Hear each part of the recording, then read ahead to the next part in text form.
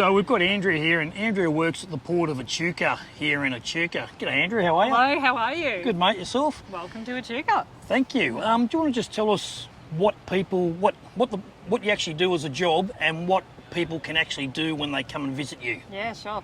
So we offer the 1 hour paddle steamer cruises. As you can see, we're on board the PS Pevensey. Pevensey was actually the star of all the rivers run. Yes. Which is really Sigrid exciting. Thornton and yeah, John Waters. Yep. Don't go diving off here on me. So we offer 1 hour guided tours. Gives you an experience about the port. It's what we have to offer. It's why the paddle steam has made such an important impact on Australia. You know, with the river boats, with the rivers all opening, because you've got the paddle steamers were able to go up the Murrumbidgee, the Murray, the Darling, like up to Queensland if the river was at right height. So really, really exciting. We've also got a gift shop, a free museum to look around.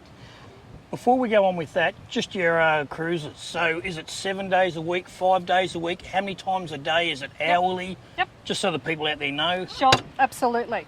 4 cruises a day, 10:15, 11:30, 1:30 and 2:45 every single day. In the busy season, we often put on a 4 o'clock cruise as well. And they're reasonably priced, $49. Like, you That's can't for the really sunset argue. cruise. Yeah. During the day, $33. And we offer concession as well. And children are a little bit cheaper? Yes, they are. Yep. And not only do they have the cruise, you can also order platters. So if you're a group of 2 and you want to do a bit of romance, you can get a platter for 2 for $25, cheese, crackers and all that sort of stuff. Or if you're in a bigger group, you can get a platter for 4. On the sunset cruise, you Yes. get your first 2 drinks free. Yeah. Wine and soft drink. So for your $49, you're getting a can of beer or a wine or a soft drink, whatever your choice of beverage is. And yeah, it's free. Okay, so that's your tours for your paddle boats. Now you also have nighttime tours and a daytime tour of the port area itself. We now, do. what does that entail? So the port after dark, it's very exciting. So we get to, the guide will take you on a tour and give you the background, the dirtiest sort of history of the port, really. We had the wharfies and there was a lot of drinking, and so you know, you get your really nasty sort of things coming, and the stories come out. There's some interesting people, there's some hangings, there's possibly even ghosts that you'll see. Underground bar that no one else gets to go to, you guys get to go to. Awesome. The daytime cruise is all about the history of the port. Daytime tour. And the paddle steamer trade. Yeah. Yeah, awesome. Now you're touching on a museum and a gift shop. We do. We have a free museum here at the Port of Echuca. Gives you a sort of a history of some of the characters that were here that were really important. We've got a history of the women, because the women were really important up here too. We often talk about the blokes and the skippers, but we had female skippers as well, which is really exciting. So there's an exhibition there in the museum. It is free entry, and then we have our wonderful gift shop. Get your souvenirs. Now on that, I bought a little hat pin on the Upper Murray flag, I think it's called. Yeah. Can you just tell us a little bit about that flag? Yeah, sure. So the flag that you'll see on the front of the paddle steamer, it represents the Upper Murray, as you said. So the stripes that you'll see represent the 4 main rivers that the paddle steamers actually traversed. So you've got your Murray, Goulburn, Darling, Murrumbidgee. Yeah. So then you've got your stars, which were the colonies at the time. So everyone except Queensland, because Queensland did not become a state until later on. They're still not a state. We don't talk about them. Your state of They're origin. They're our hidden children. Yes. She's a Queenslander. Right. Go the Maroons. Yeah, so that's what the flag is, yeah, really All right. important. Now, the port itself, like, it's obviously changed over the years, and I think going back in the day, the port was actually 300 metres long, which is like 3 football fields. It's obviously shrunk a bit, and you've had floods and things have changed in that. Yep. But is it mainly the wool industry that the port was there for, and getting goods up and down the river? Wool, wood and wheat. That's right. what we like to say. So the paddle steamer trade really opened up the inland Australia, like we all sort of settle now on the coast. And then they made, so that really opened up inland Australia, and then you've got your big stations. So then we could have, you know, your wool was able to be transported a lot faster than your bullock wagons, and then straight on the train. The rail opened up here in 1863, straight from Bendigo where the gold rush was happening. So straight to Melbourne, on the boats, ships, over to London. Right, now you have a couple of paddle boats. Obviously, you've got the Pevensey, which we're on now, the Adelaide, and there was another one, I can't pronounce the last name. Alexander Arbuthnot. That's one, that's the one. Yeah. So are there only the three, like obviously the other two are under renovations at the moment, but generally do you have three running full time or just? Just the one.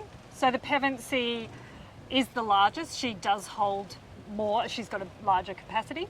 So 100 the Pevensey holds.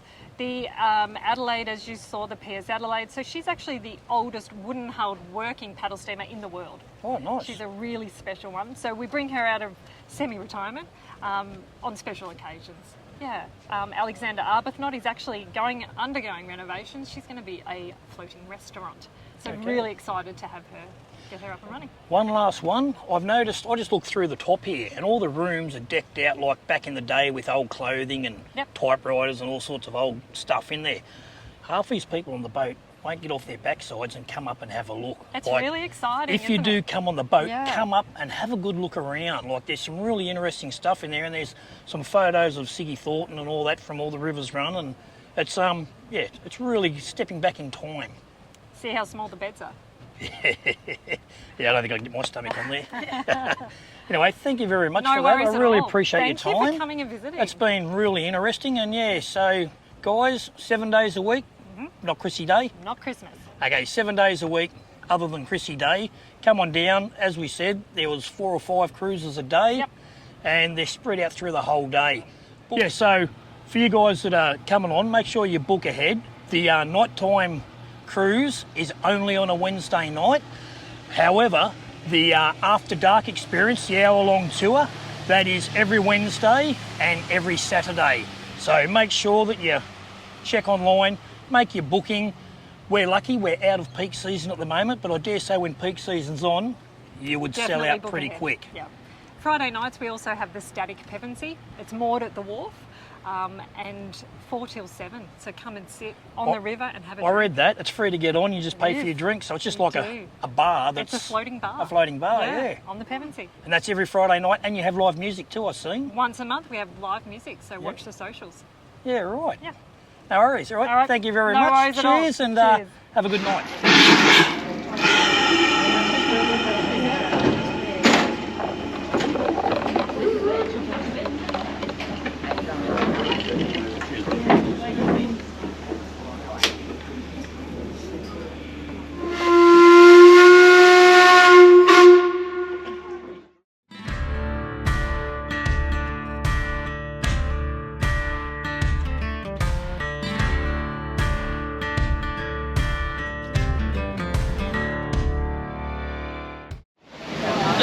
There's your cheese platter. 110 tonnes. She's 33 metres long and has a 0.6 of a metre draft and 2 foot draft. So we can operate in waters of a metre and above. So guys, when you come on board, it's $49 each per person to come on board, which entitles you to a free drink, as a beer, wine or soft drink. And you can choose to pay for a cheese platter, so it's $25 for a cheese platter for 2 people or $45 for a platter for 4. But what we decided to do, is because we couldn't book it online, is bring our own. How's that? Pretty clever, Roz.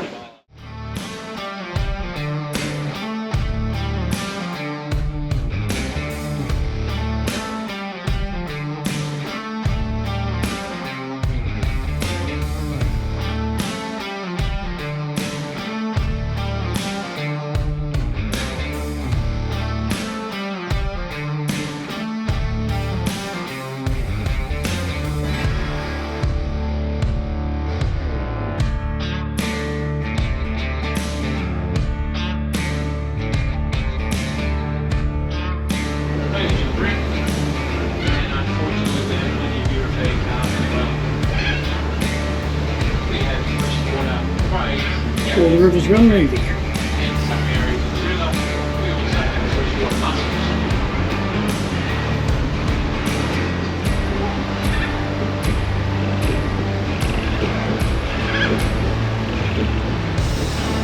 first Europeans to discover the Murray River was Hovell and Hume at a point just above Albury in 1824.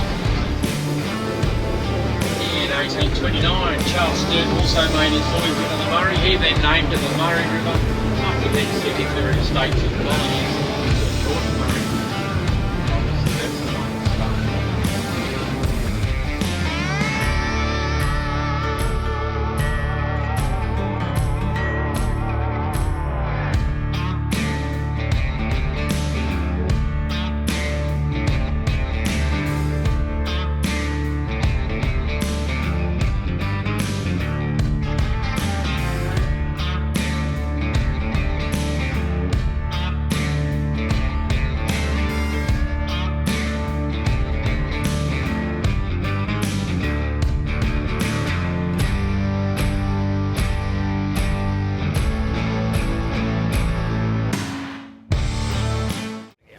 So, what do you think of that, Roz? Yeah, it was pretty cool actually, and we even got to see some kangaroos on the way back. And if I had a press record, you too could have seen those kangaroos. Absolutely, yeah. He filmed him and everything, but obviously he wasn't recording. But if you guys are in Echuca and you need something to do, or you want something to do, come and check out the paddle steamer here, and yeah, go for a ride. Wednesday night sunset cruise, like we said before. What's the name of the boat? The Pevensey. The what? The Pevensey. Spell it. Pevensey. What's that say? Pevensey. Pen, so is there an N in it? Pevensey. Pevensey's paddle steamer here in Echuca. Come and check it out. English is not Roz's first language. It's got a weird ass name. Pevensey. I can see it right in my corner of my eye. Pevensey. So come and check out Pevensey. Come for a ride. Wednesday nights, beautiful sunset tour. Do it. Catches. So we're down here at the Moama Beach, and we've just come down just to watch the Pevensey come past, which was a boat we were on the other night. And there was a heap of people here swimming just then, but they've all got up and gone. There's still a few people here, but we'll show you the boat as it comes past. But if you want to come for a swim while you're in Echuca or Moama here, this beach is actually pretty nice for a river. Yeah, anyway, I'm going to flick it around and just give you a bit of a look around the area. So as you can see, there's some people sunbaking and swimming over here. It's a nice little grass area, car park, and we're just down beside the big bridge that goes through Echuca, separates Echuca and Moama. Some people over there having a bit of a fish. Oh, Roz is down in the water. Oh, it's nice. Oh, that's really nice. It's not even cold. That's why those people were swimming. Here comes the boat. Over there you can see a heap of cars. That's on obviously the Echuca side. They have like a farmer's market, fruit and veg and all that sort of stuff over there. People with tents and all that. In the background you can see the port of Echuca, which we'll go to later and have a bit of a look through. There's a museum and stuff on there. What's the name of the ship, Roz? Pevensey. Yes, she got it right. In the background you can see the Canberra heading in the opposite direction.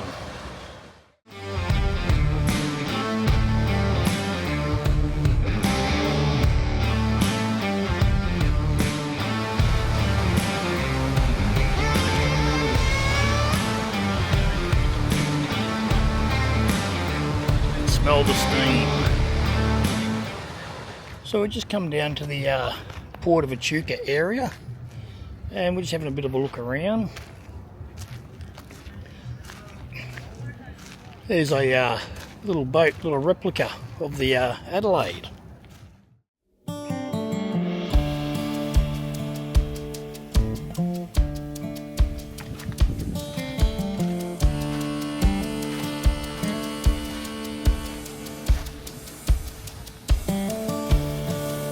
Single cylinder horizontal steam engine. It came to the port from the Hyatt Gas Works and was initially used to drive the wood turner and the lathes at the port. Steam winch, 1856.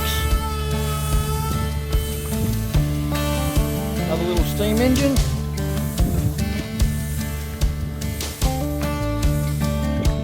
There goes the Pevensey coming back.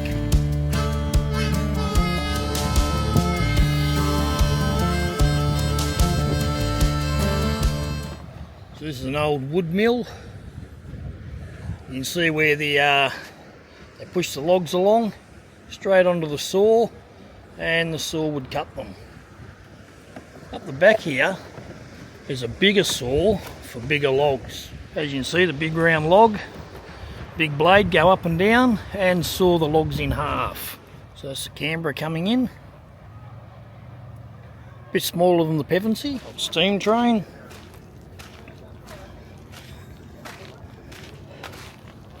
(1916). Victorian Railways A2 class was an express passenger locomotive until it was taken off register in November 1963. The A2 996 travelled throughout Victoria before it was purchased by the Echuca Lions Club and the Echuca Rotary Club and given to the city of Echuca in the late 1960s for permanent display at the port. There's your prices. Adults 33, concession 29, students 20, children 14, children under 3 free. So what you can see in front of us here is the flood level meter that they've got here at the Port of Echuca.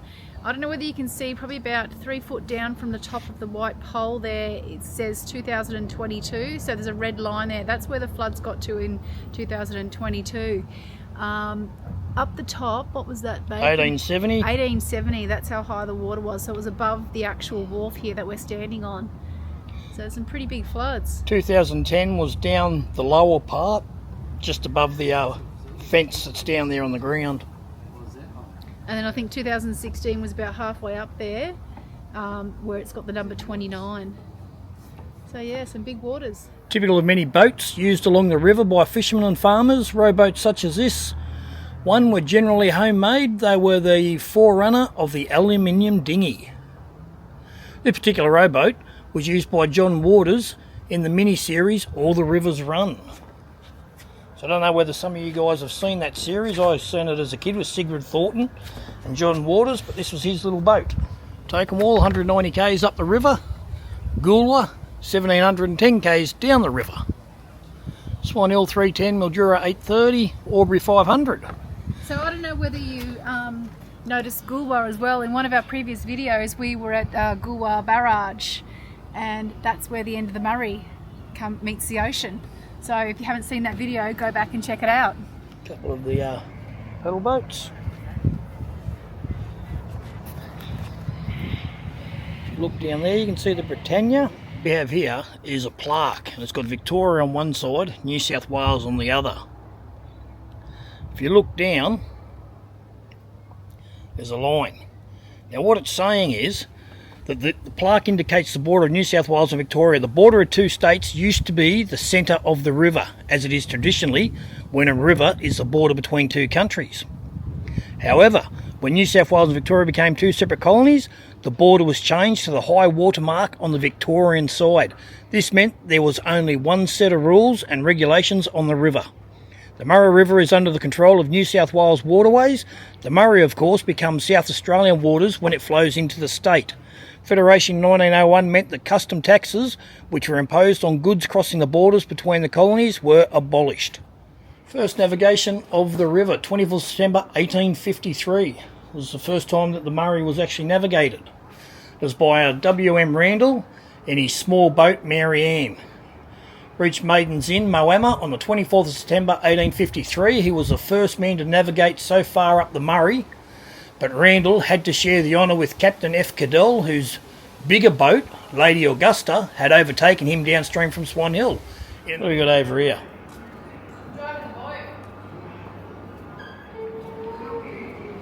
So what I've got to put up with? Snakes and ladders, but river and snags. It's pretty cool.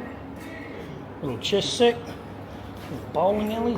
PS Adelaide 1866, the Pevensey 1910, and the Alexander Arbuthnot was 1923.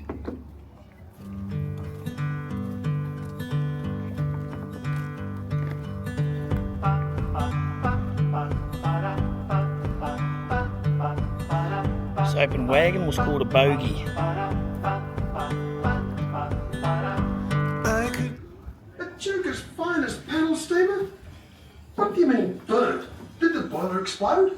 No, people are saying the fire was deliberately lit by a masked gang. You know, we took the regular train to Elmore on the way, but a little of 6 of the 7 men were dead within a few days. And the only good thing that came out of it was the authorities were spurred on to finally build a hospital in Echuca. We can thank those men for I was that. thinking there might be a wedding on this afternoon. They've got a little archway set up over there with little love hearts on it. We've got some seats and stuff set up here. Great little backdrop. You've got the Adelaide sitting down there. So yeah, chances are there's going to be a wedding. What we've got here is some stuff from the TV series All the Rivers Run. A couple of dresses, a couple of photos.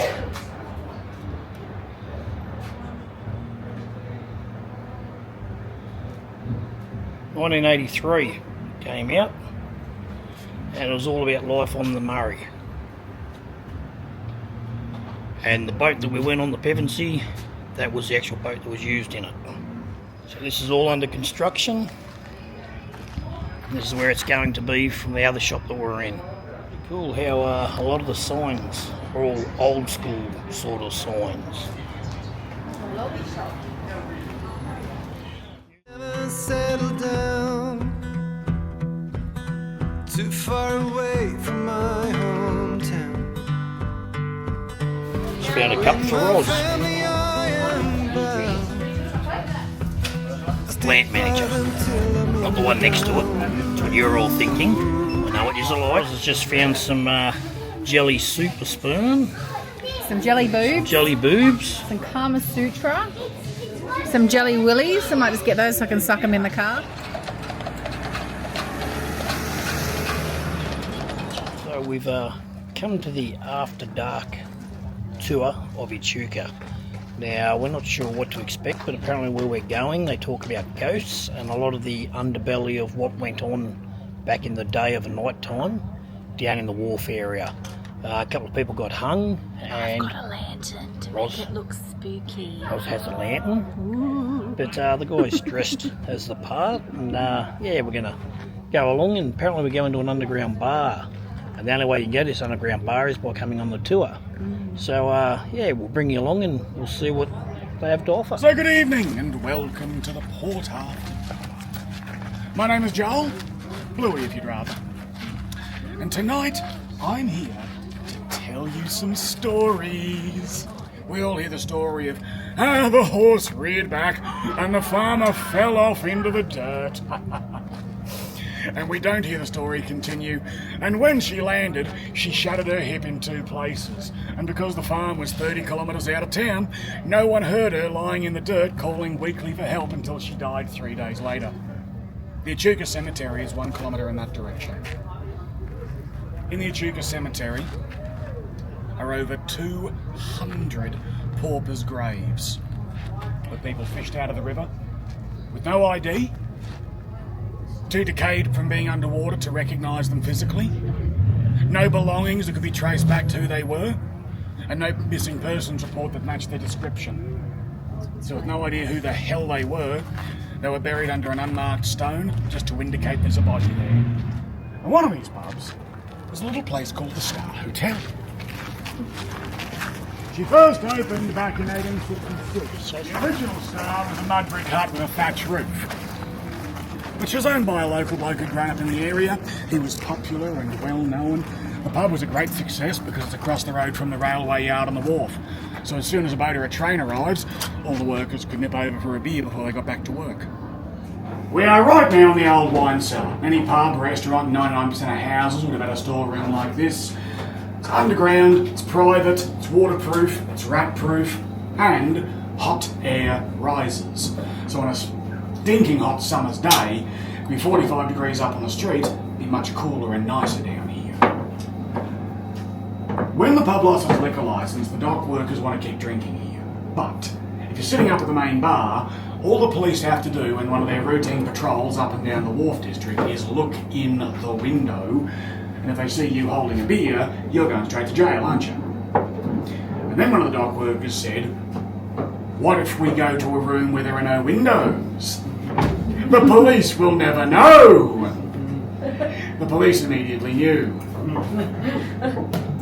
Well, come on, 24 sober dock workers walked across the road, and 2 hours later the same bloke stayed out drunk. Yeah, somehow the cops figured it out. All right, I'm taking you to prison now. What do you think the next 30 seconds of your life look like? A flogging. Hell. And that's the problem. Yes, the police know we're down here. How exactly are they going to make us leave? The answer is, they laid siege. All right, you bastards, we know you're down there. You have no food, no beds, no toilet. Just think about that for a second. Yep. We're going to wait here until you surrender. But the longer you wait, the longer you'll be in lockup. And the engineers were the ones who came up with this idea to make sure we can get away with drinking our favourite pub. The police can sit at the front and guard the front door all they like. But we no longer have to use it. Or go really easy, shall we? Oh, I stepped on a nail. Oh, the cut's infected. Oh, I've got gangrene. Oh, there goes my leg. Nearly every paddle steamer has stories like this attached to it. Pevensey right here. Built here in Echuca in the year 1911. She's 114 years old this year. Started her life as a cargo barge called the Mascot. Beautiful hard worker, converted to the paddle steamer Pevensey 1 year later by building on the cabins, engines and wheelhouse. The Pevensey once made a single delivery along the Murray, carrying over 1,600 of those. That is a world record she still holds to this day. This is legitimately one of the most powerful paddle steamers ever built on the planet. The original owners were a husband and wife. They were joint skippers who steered the boat and then owned a house on land. They lived on board the boat permanently. And one night they got into an argument. Everyone does once in a while. They shouted at each other for a couple of hours, and after a while the argument came to an end. The husband left their cabin, slamming the door behind him, climbed up into the wheelhouse and took control of the boat, steered her up the river till dawn. As the sun was rising, he told one of the crew, please go and wake my wife. She can have some breakfast and she'll take over steering, and I'll get some sleep. The deckhand went to their cabin and, quote, found the wife dead under unusual circumstance. Now when I say quote, I'm quoting the coroner's report. It was found in the doctor's office years later.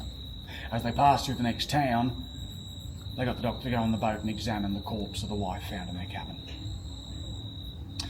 Unfortunately, that report, when I say found, is because it was not in good condition. The records had not been professionally kept. Of the entire report, only the first page remains. And all it says is the name of the Pevensey, the name of the town, the name of the doctor, the name of the deceased, Jenny, the quote from the man who found her, dead under unusual circumstance, and the first line of the doctor's actual investigation. Cause of death, inconclusive. Meaning I cannot, in fairness, state what definitely happened. Now, the obvious assumption based on the story and the testimony of the crew, everyone assumes that, yeah, the husband killed his wife. So try to understand that when someone comes off this boat and says, this vessel is haunted by spirits of the dead who have spoken to me. Yeah, I'm not really impressed by that. On the other hand, I've been here at the port for 10 years. And I've had literally hundreds of people in that time talking about how they can feel a presence on board the boat, describing that, oh, you can just picture a well-dressed lady leaning on the railing or a dirty old swaggy over that way. So we've just come to St Annes Winery, and we're going to go inside and have a little bit of a taste. So they have a lot of little knickknacks and stuff for sale. Gift packages.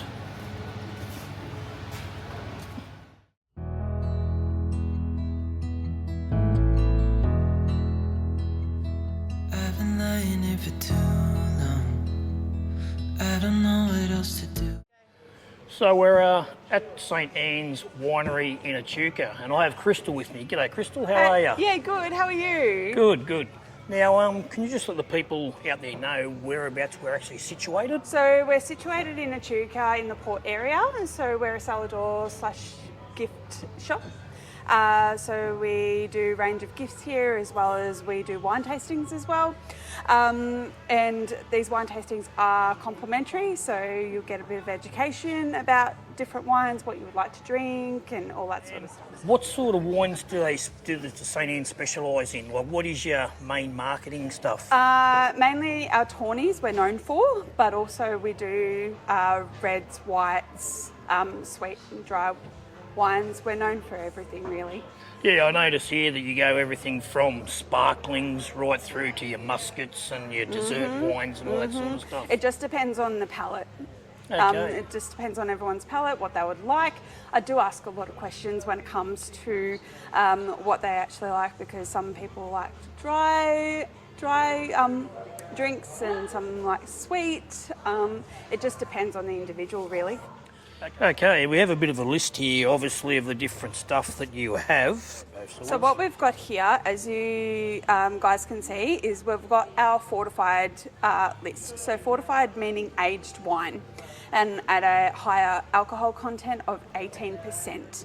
So these are barrelled in different barrels. For example, with our Jack's barrel, it's barrelled in the bourbon barrel, so in the old Jack Daniels barrel, as well as any other barrels like the Bluegrass with the bourbon, Cellar Reserve with the brandy, the Foundry, the malt whiskey, and the Rebellion with the rum. Just depends what you like. Okay, and just looking around the shop, you have a lot of barrels, and I believe the barrels you've got over behind us here are a couple of 100 years old, are they? Or? Yeah, they are. I'm not exactly sure as to how old they are, but I know for a fact that they've been here ever since it started. The little kegs that you sell 5 litre, 10 litre and 20 litre kegs. Now, when a person purchases that keg, you fill them up full of whatever drop the person likes, don't you? Yes. So we wouldn't really say kegs, we would say more barrels, Okay, because barrels. that's what they are. Sorry, that's the boganism coming out in me. I'm boganic. So these are the jerrys that we fill the 5 litre barrels in. So when you do buy a barrel, let's say a 5 or 20 litre, that does come with your choice of fortified there. Okay, so you can actually choose, and that's why we do recommend the tastings first before you buy the barrel.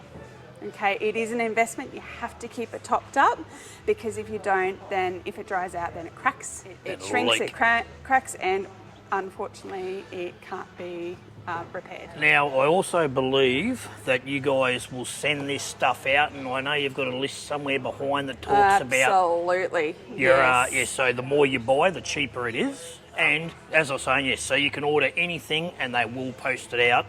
Righto, so when you're starting with wine tasting, you don't start with your reds or your dessert ones first, do you? You start with the whites and work your way through.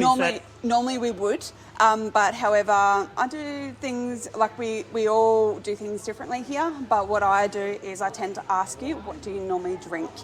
The reason why that is, it gives me a little bit of an indication as to what you would normally like, because if I just give you something to try and you don't like it, most likely you're not going to want to try anything else. So if you were to ask me what I like to drink, I would say lots.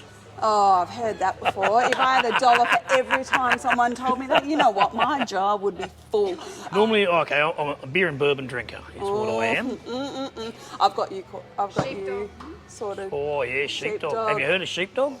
Oh my goodness. Well, this is not as sweet as the sheepdog, and it certainly does not have peanut butter in it. So a bit of good advice I was given when I was a young fella was, don't ever trust a chick that doesn't drink beer. I beg your pardon. Yep, don't trust a woman that doesn't drink beer. That's what I was told. I'll tell you what I do like is the Traveller. which comes from here in Echuca. Yes, it Travis does. Fimmel is from here in Echuca, and Yes. it's not a bad little drop, the old traveller. It's not bad, but it does have a little bit of fruitiness to it, which is quite nice. All right, so one thing I'm definitely going to be suggesting for you is the tawny, so liqueur tawny or a tawny liqueur, whichever one, but it's normally a liqueur tawny. This is sultana flavours with a nice warming effect at the back of the palate and a bit of a sandalwood earthy aftertaste as well. Well, that's the question I was going to ask you. You have some funny little things that look like bongs over there. Now, I don't know what a bong is, but I've heard about them. But I know it aerates the wine or something. Let's try this first, all right? Something that looks like that, but anyway, hang on, I'll be right back. Yeah, it's good. No, it is. It goes down really smooth. I'd imagine if you had this on ice or chilled, it would be a bit like Mother's. Anyway, so this is a port sipper. So as it does look a little bit weird, I must say. This is more for that you put your fortified in this little rounding here and you sip out of the funnel here. It's like a pipe. Do you reckon This is known as a butterscotch and toffee notes. Oh, all sounds right, awesome. absolutely. I would definitely recommend this over vanilla bean ice cream. I've got a feeling you might like the muscat. Have you had muscat before? I have, but Yeah. when I grew up, I thought muscat was what old winos drunk in the park with their little flagons and stuff like that. So I didn't know that was an upper class drink until the other day. I grew up in the back blocks. you can tell? You were probably at the bars drinking everyone's dregs out of the glasses instead of buying them. They call that wine sweeping. I'm not judging over here, that's for sure, just letting you know. I'm judging. I'm judging. So we've got the muscat. So this is more on the brandy sort of taste with a Christmas cake aftertaste as well. So like when I say brandy based, I mean a little taste. You're getting the bit of the brandy of that, but you're getting the fruity notes right at the end. Did you just see her? She's like, look at her. You're a dickhead. What you just did? You just went. I know what you said. Well, I stay out of this situation anyway. No, that's very nice. So Roz has had a couple of wines that she's tasted, and now she's moving on. So what we have here is the Cab Sauvignon Rosé. So this is a beautiful blend, and it has strawberry notes through and through. Okay, the main hero is the Cab Sav, and we do have a white around about like a Chardonnay grape in it, and it's really, really, really good, like with a cheese board or just something light as well. So what we've got here, which is actually one of our most popular ones, so this is the sparkling Shiraz. This is lightly sparkling, and also it has notes of raspberry and plum flavourings here. So what we have here is the Shiraz Rosé. So it's got 2 grapes of the Shiraz and also Moscato as well, so it is a blend. As you know, it is a lot darker, so it kind of looks like red cordial, but it's not. Yep. It's just that darker. That's what it reminds you of. So I like it. Should smell. Should have a little taste. It's not too sweet, I but I would still have ice in it. So Dave, it's definitely going to sweeten you up a little bit more. So, and with a lot of our wines, especially with this, is $18 per bottle. So we've got a very reasonable price point because we do own, so St Annes owns their own grapes. So we do grow our own grapes. It's not very often that we do buy grapes from other wineries because we like to grow our own. And we actually grow, that this year has been over 3,000 tonnes of grapes. So it's a lot. Good year for grapes. Very good harvesting, that's for sure. I wanna get away from every little thing just to try to make it through.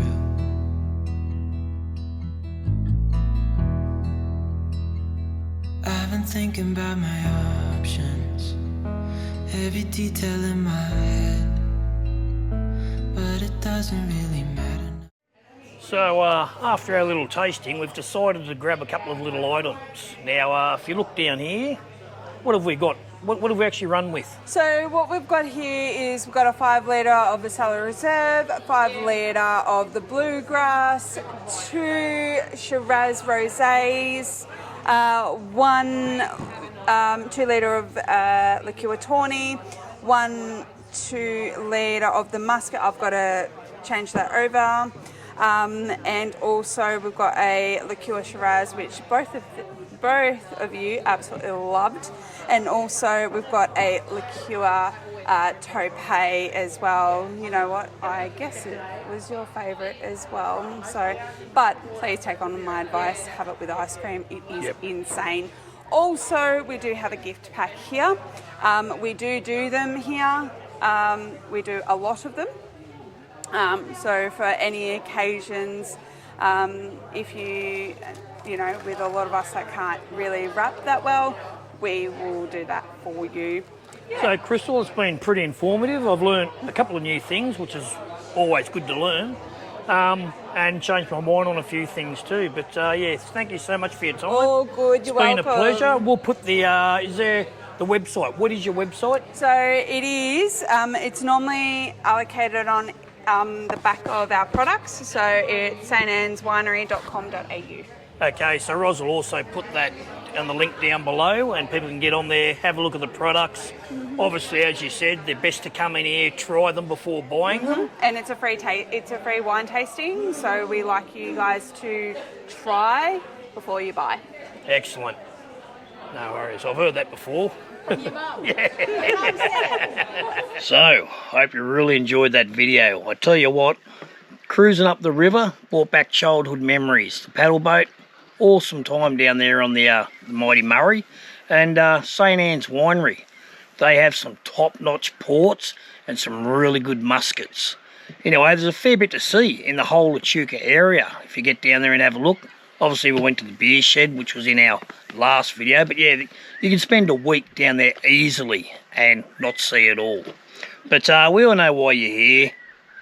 It's that time again, joke time with Dave. But hey, before I get on with that, can I have some comments, please, about last week's joke edition, right?